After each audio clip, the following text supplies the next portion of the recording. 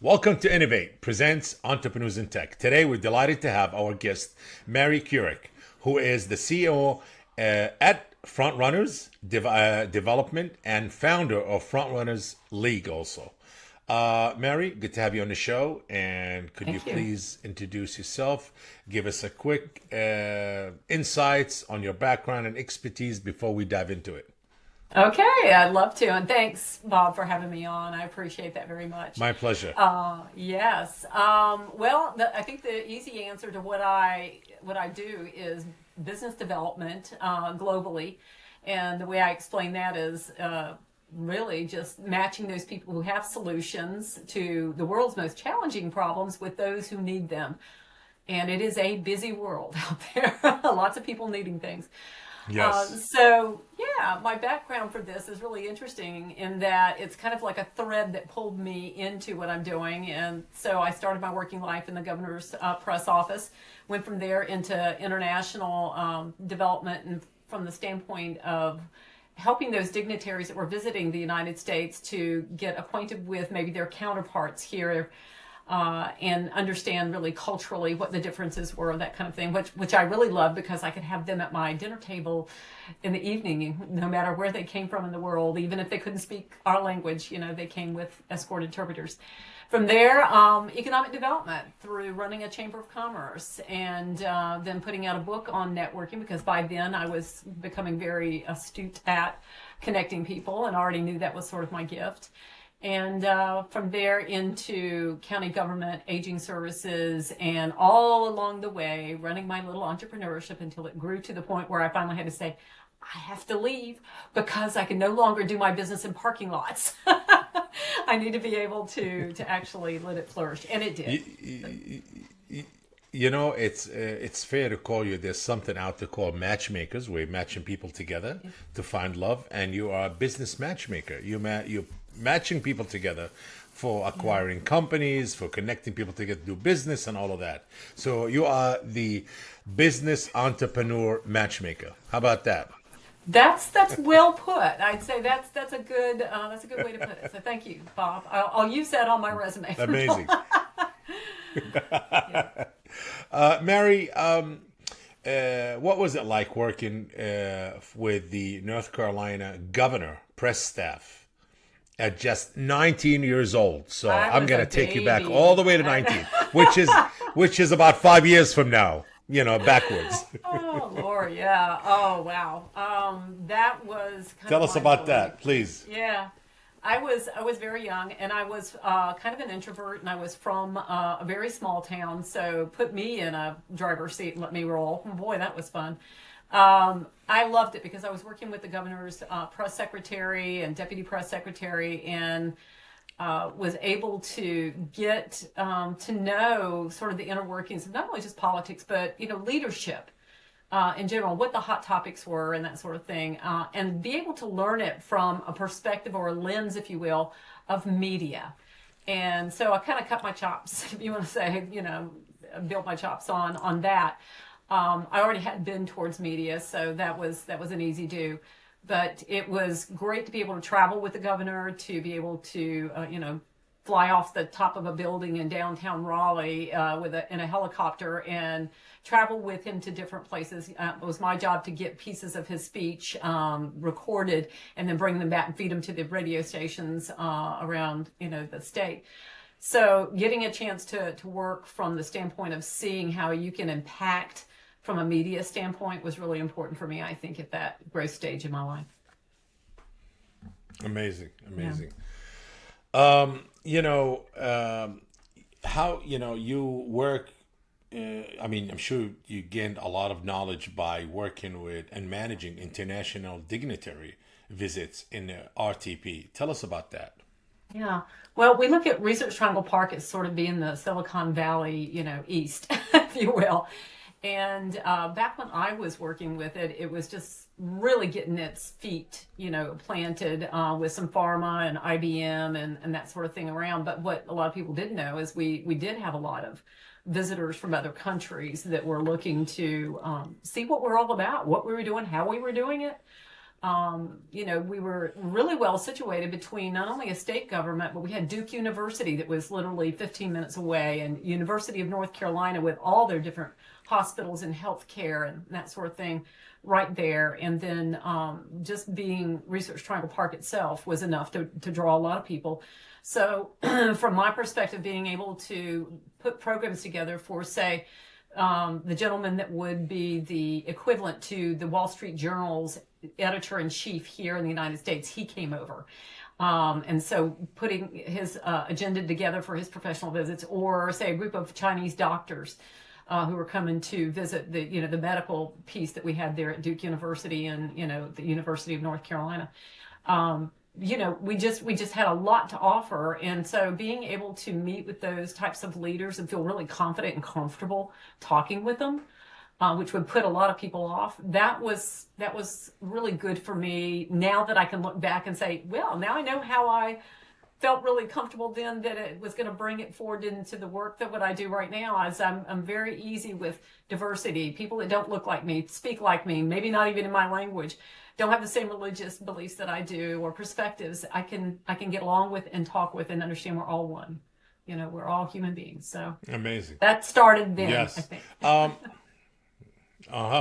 And you were also directing the Chamber of Commerce near the Marine Corps Air Station. Am I right? Yes, right next door to Marine Corps Air Station Cherry Point, the world's largest Marine Corps Air Station. So, on my board of directors were a lot of command individuals, officials, and so we're talking chiefs of staff and maybe some lieutenant colonels, and even I think we had a commanding general at one point. We did a lot Amazing. together. Yeah. But how did Sorry, that shape your views? No, how did that shape your views on economic growth by being directing the Chamber of Commerce? Yeah. Yeah. It gave me a platform. It gave me a platform to help work on military issues that impacted the economy of a civilian community that was right there. So understanding how we had to work together, because you're talking about command versus consensus. Consensus, we do things by committee. Command, no, this is how we do it. They're going to tell you how we do it, and then we're going to do it. It's really interesting to see that dynamic at work. And so being able to fight for your military base as your number one economic engine, not only in our community, but in the entire region, and I would even not hesitate to say the entire state, being able to see how the dynamics work out in the state legislature. I had to go and spend some time there, and in Washington D.C., where you have to spend some time there to lobby on behalf of something that big, that the purse strings go all the way to D.C. They go all the way to the federal government. So being able to understand from a leadership perspective what your responsibilities are in economic development's huge. And I was still kind of young then too, so being able to learn that early on was good. Mary, I see that, working throughout your journey, having these variety of positions that really kind of prepared you and gained you the knowledge and experience and the accolades to say, I am ready now to start my own. That's when you started the Frontrunners Development, which you founded in 2019. So what was the idea? How did you say, when did it come to a point and say, you know what, I am ready right now to kind of connect businesses together? I work in leadership programs. I do have the knowledge and the ability to put all of these, to work on business development, help businesses buy other businesses, or business growth within the business itself, and helping successful entrepreneurs and beginning entrepreneurs who want to expand their business or buy other businesses or take that path towards business in the business world. Oh, that's a rich question, Bob. I have to say, I'd love to be able to say that I sat down one day and the big poof of a cloud came over me and it said, oh, Mary, now's the time to do this, or it became really evident to me that this is where I need to be. I migrated into this by accident, some of it, and by purpose, the other, and by just trial and error. A lot of false starts. I will say Frontrunners Development was Mary Kurek Professional Networking before it became Frontrunners Development, and before that it was something else. So it, over a course of probably 10 to 15 years before it became Frontrunners, I was developing out what I thought it was going to be, and then it became what it wanted to be. And this is where it's been wanting to come for a long time. I just had a sort of boundaries around it, thinking I only wanted to be this much successful because I didn't want to run a staff of, 40 or 50 or 100 people doing anything. And I couldn't see where that was heading. I will say the generation or the region that I'm at right now is thanks to, other than the good Lord, it's also thanks to some partnerships. And one of them is a partnership formed by people I've had on my advisory council for several years, that we finally got together saying, all these people that need funding, we think we can do something about that. And it's not us that are the investors, by the way, kind of brokers that bring those businesses to the right sources, the right people, and see where those clear pathways can go. Just got off a phone call with hydrogen, energy development. Earlier with semiconductor stuff, and it's all these interesting, healthcare devices and things that make a difference to people's lives on a very grand scale, a very large scale. So number one, I love the impact part of that. That draws me right to it. The other piece of it is I get to work with people who are extraordinary, doing crazy cool things. And I get asked for resources in the craziest places and the craziest scenarios. You get everything. We've actually helped to create a rescue, not once, but twice, for people in other countries that were in odd situations, only because people knew we had the network for it. So when you have that diverse network, you can do just about anything. And I've developed that over a number of years. So it didn't happen all of a sudden. It was sort of a migratory advancement toward where it is now. But helping businesses, that probably came about during the Chamber of Commerce era of my life. The international connectedness and feeling comfortable with that. I mean, I can interview a diplomat just as easy as I can interview, anyone in business right now, in terms of, spending that time with them and getting to know them. I just am really that interested in people and seeing what I can do to help. It's the bottom line. Mary, what type of industry or field that you really focus on when it comes to business and business growth and business matching? Is it mainly healthcare or other sectors also you're involved with? Ooh, good question. The heart and soul of just about every business that I work with is technology based. And so that really speaks to what you're all about here, Bob. But it's new technology. It's disruptive. I keep using that word, but it's honestly it is. When you see some of the things that are coming along, you're going, oh my God, I hope you have security around you when you launch this thing, because there's going to be some people that will not want you to be, out there because they're making money on the other way of doing things. But technology based. It's like I said, clean energy. So I kind of wrap myself around the United Nations Sustainable Development Goals. Even though I'm not a nonprofit, I am an enterprise. I'm a believer in the way that you get to do all those things that the UN wants to be done. Get rid of poverty, take care of the injustices in the world. You get there through enterprise because that's the sustainable way. That's what motivates people to take action and do things. So I would say that's healthcare definitely is a hot spot for me. Education, economic development, those are three big spots for me right now. And of course, the clean energy and climate, carbon credits and that kind of space has become very hot for me right now too. So you're pretty much really working with sensitive fields, subjects. You said education, clean energy, and technology. Which technology is leading our life right now, and there's a huge flux of new technology being appearing, especially with introducing AI to the general public. There's so many entrepreneurs and new companies popping up everywhere. Let's start with education, then we'll go to healthcare, and then we'll go to tech. So let's start with how do you work with education? Well, there's a lot of innovators out there that are pulling up platforms that help not only the students to learn better, but also the administrative end of things to be able to to get a handle on what the students need to learn, how they need to learn. And the pandemic showed us that we need to start looking at education differently than the way that we've always looked at it. So I have some clients that I work with that are working in those spaces of education, via platforms.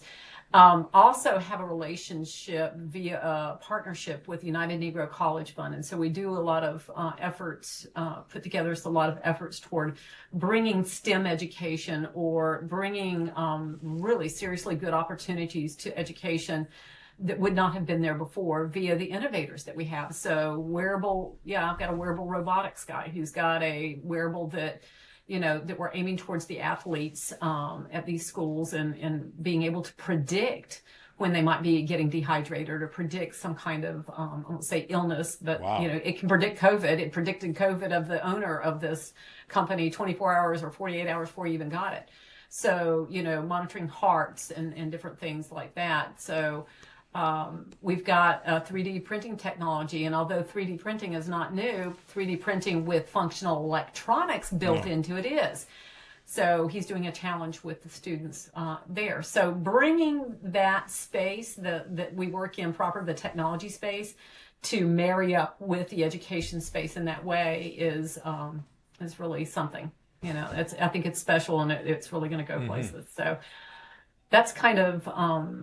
I would say that, and I do get calls from ministries of education. I have a business partnership in sub-Saharan Africa, in Nigeria, and I work on his governing board for the Sub-Saharan Open University, and so he's put me together with the Ministry of Education in Niger State, and so they've got a lot of things that they're trying to solve there. But a lot all over the world, when I hear from people, is digital literacy, being able to understand the new technologies that come along to help them become better educated.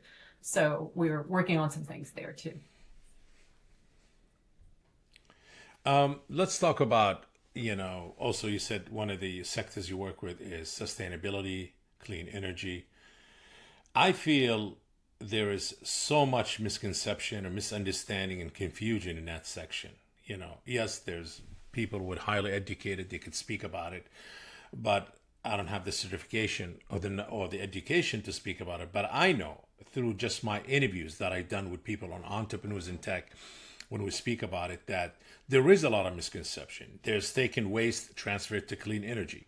A lot of people say electricity, but a lot of electricity depends on using crude oil and gasoline, which is we cannot get rid of yet. It's still a major leading factor economically and energy wise, and the driving factor in our life every day, believe it or not. Yes, there's electric cars, but it's not in a way that we could say let's replace it. We can't. We'll pretty much be dead in a way. So please, let's clear some of that misunderstanding and misconception about sustainability, clean energy, taking waste to using it to create energy out of it, to positive energy, and all of that. Yeah, I think it is time consuming to provide that awareness and education worldwide for something like that. And you're right, things do not happen overnight. There's too much money tied up in some of these things that the powers that be that hold the strings on that are never going to let it see the light of day if it's something that's going to take a lot of money from them. But the United Nations has these goals, and most countries are sort of mandated, or at least self-mandated, that they're going to try to meet them by 2030. I don't know that we're going to get even halfway there by 2030, but I think what we're finding out is in order to meet sustainable requirements, what you don't want to do is create something that seems to be a fix, but on the back end of that fix, you're creating another problem. So, and in the case of some of the innovations that have come along, we've realized that there's either some kind of emission that's going on behind it, or you're creating some kind of shortfall in people being able to maintain these things appropriately, or at least whatever the maintenance costs or requirements or parts and pieces that need to happen are not readily available in such and such country, type of thing. So it's a matter of trying to create a complete program. So I think a lot of the innovators I talk to are not just innovating whatever product or service that they're doing, but they're also having to create not only maintenance programs, but they're having to create sustainable ways for people locally to maintain them and create affordable pathways for these countries to be able to afford implementation, as well as education programs that go along with it. So, I've got one innovator that is giving away licenses for one of the innovations he's got, which is awesome. It's like an ag tech platform, soup to nuts. But what he's doing is requiring the countries that he's, giving it to, is you now have to partner with me to make this better. So you have to help me decide how this works for you in your country. But also, if you create more tech on top of this tech that I'm giving you, bring it back, and nobody owns it, we all own it together, but let's make it better together, and let's make sure that we're not compounding problems, but moving forward in the right way. But I still believe, as do a lot of the people I work with, that the way that you get to sustainability is through enterprise. And so if you can advance whatever it is you're doing through that process, you're going to get there quicker and cleaner and with more heads together on it than you would if you tried to do it any other way. Handing money to So people you're saying sometimes to me isn't the that best way. basically, it, is it still a fantasy to have clean energy and sustainability? Is it a fantasy because Yeah. fundamentally and infrastructurally we're not ready. We're not even Yeah. 1% ready there Well, it depends because it's on taking a what core of dates you all or the deadlines you put on that.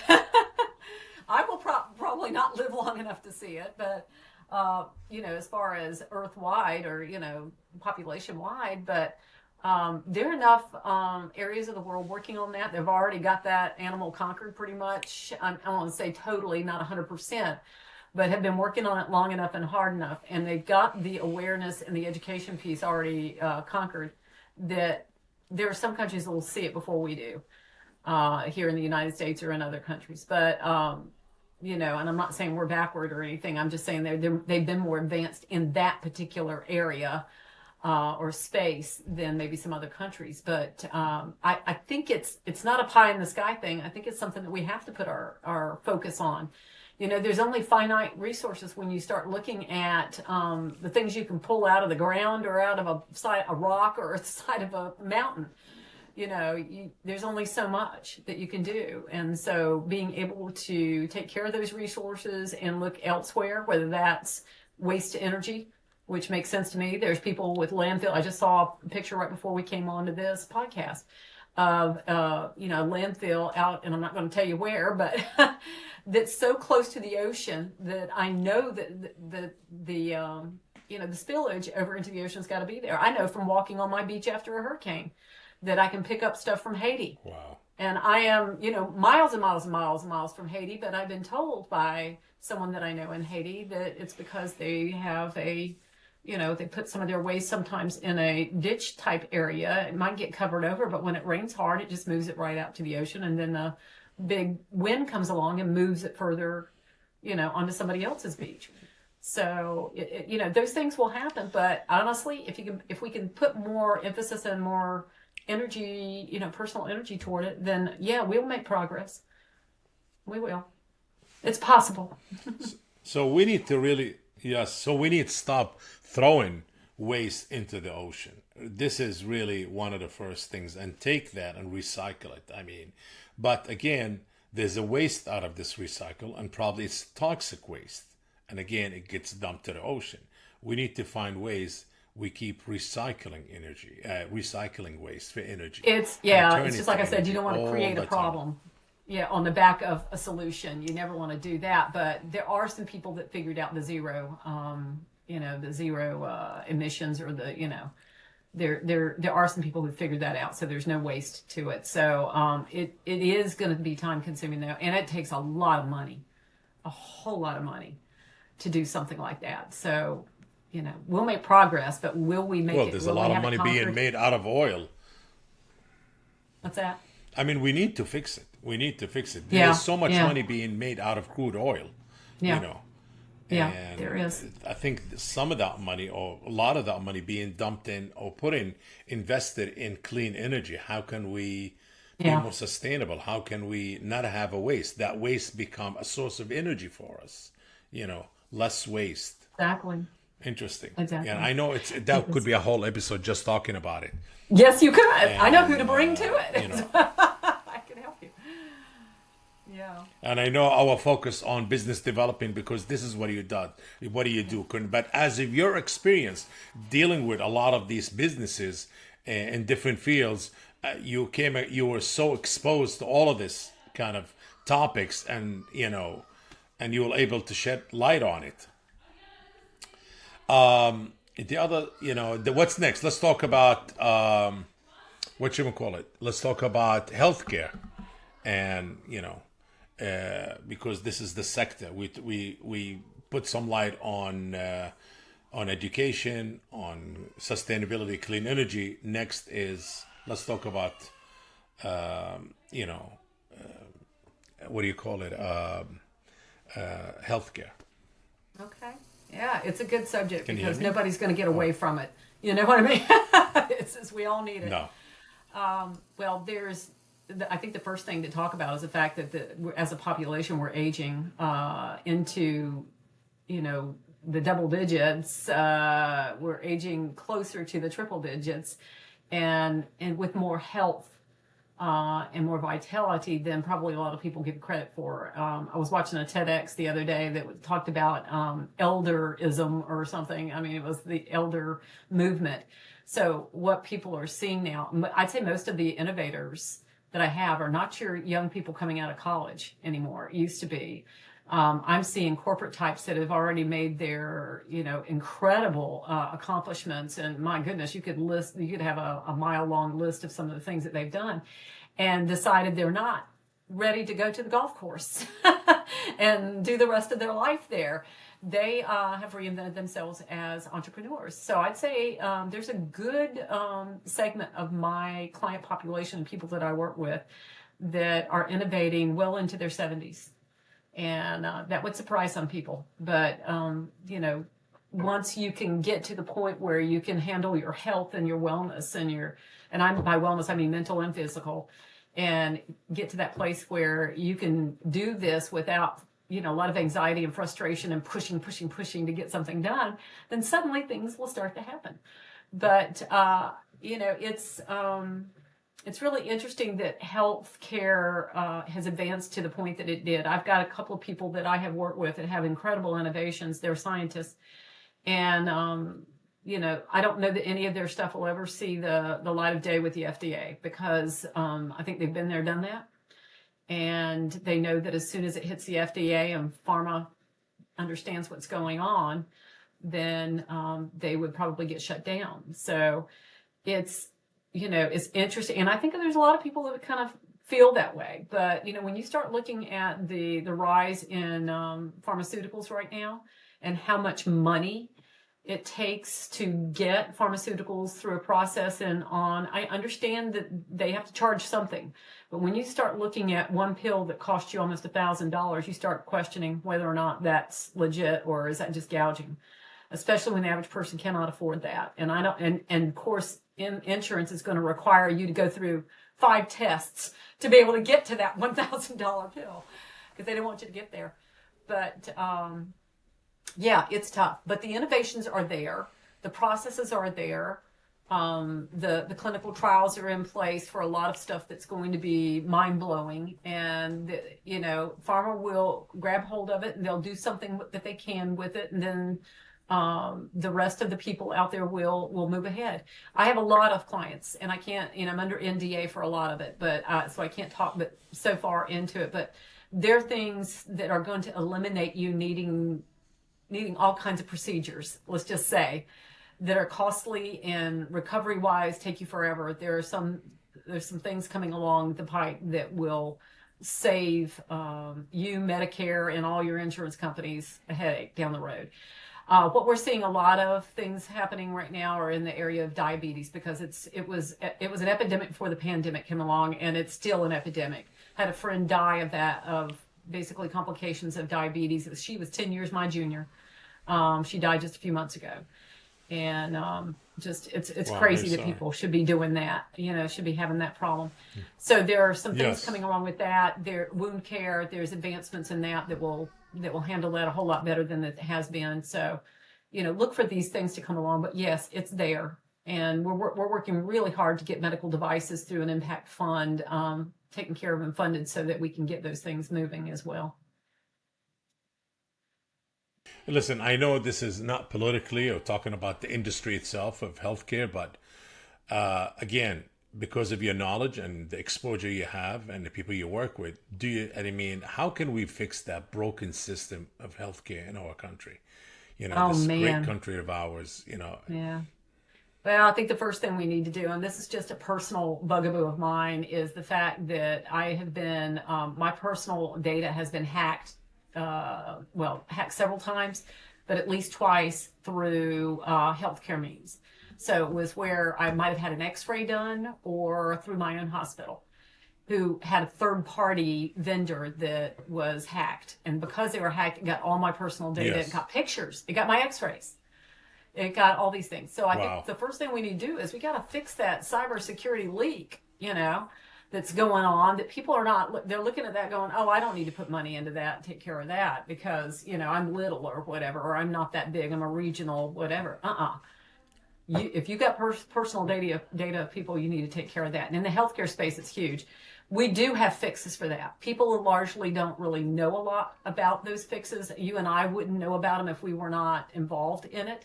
But I have a Yeah. partnership that helps to fix it from the top down, basically the administrative level down. Everything from paying too much for insurance of the hospital staff to making it doable so they can pay their staff better and recruit better staff and do all the things that you need to do to take care of your urgent care and your emergency services folks. And from a standpoint of somebody who lives in a disaster prone area, because I'm like a hurricane target over here in North Carolina on the coast, we've got to get better at making sure we manage those things better so that our hospitals don't feel like they got to shut down in the middle of a hurricane emergency and stuff like that, and that we don't have to pull in morgue trucks to take care of things like that, these emergencies. So but they're there for you and I, or for anybody else that's got, I've got a pain management thing I've got to deal with. And, other people I've got a partner that has diabetes. So, we all are looking at these innovations going, can't wait for them to hit because I'm ready, and working our way forward to pull these things and put them in the places they need to be. Mary, throughout your journey, if you look back at your journey and you say, what advice you would have for some of the newcomers into the industry and carving their path and their way into whether to having their own, get involved in healthcare, getting involved in clean energy and sustainability, or getting involved in technology, what advice you would have for them? Well, if they're entrepreneurs starting a company and launching out, I'd say that the first thing I'd say is start developing now, yesterday, the day before yesterday, a diverse network of people. And a lot of people think linear. This is my space. This is healthcare. I need only healthcare people in my space. Wrong. Oh, you couldn't be more wrong. If you're an entrepreneur, you're going to need a lot of people to help you stay resilient during the tough times, because there will be tough times. There's going to be times that you're going, what happened to my business? Or, pandemic killed a whole bunch of startups right there. Just boom. Yeah. Right out. And it delayed some people who already had started that could not put the money back together again after the pandemic because the money went other places. So you've got to plan for those sorts Correct. of things. Also, if you're going to be looking for money, and everybody is, start with a friends and family round, because the first question an investor or investment broker is going to ask you is, how much skin in the game do you have? So you and your startup team, your founding team, need to be able to put some money in and start fundraising your own money, because they want to know if you bootstrapped how much money you put in. And they're going to look at that against the number, the number of dollars you're asking for. So it needs to be, you can't put in 100,000 and be asking for 10 million and think that, that maybe that's going to fall, unless you've got like the most disruptive thing in the universe. But they are going to look at that. So know that it's going to cost money to make money, to raise money as well. So there will be some brokers involved and that sort of thing, unless you're lucky and you've got a rich uncle. But, that would be the first couple of things I'd say.